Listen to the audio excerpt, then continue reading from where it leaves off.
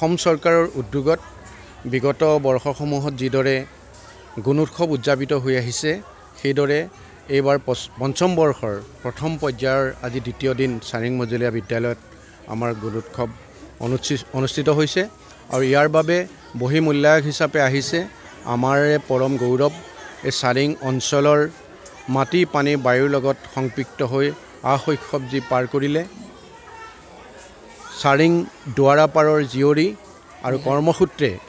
আমগুৰি মহাবিদ্যালয়ৰ শিক্ষা বিভাগৰ মুৰব্বী অধ্যাপিকা ডক্টৰ নিহাৰিকা দুৱাৰা বাইদেউ আমি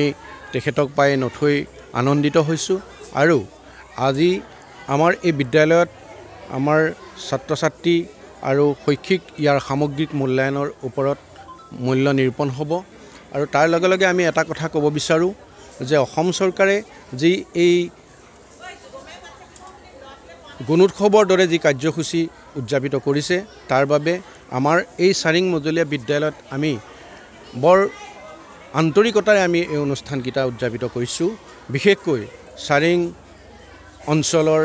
আমাৰ শুভাকাংক্ষী ৰাইজ বিদ্যালয়ৰ পৰিচালনা সমিতিৰ সন্মানীয় সভাপতি মহোদয়ৰ প্ৰমুখ্যে বিষয়ববীয়াসকল আৰু মাতৃগোটৰ সভানেত্ৰী সম্পাদিকাকে প্ৰমুখ্য কৰি আমাৰ যিসকল অভিভাৱক অভিভাৱিকা আছে সকলোৰে যৌথ প্ৰচেষ্টাত আমাৰ চাৰিং মজলীয়া বিদ্যালয়খনিয়ে আমি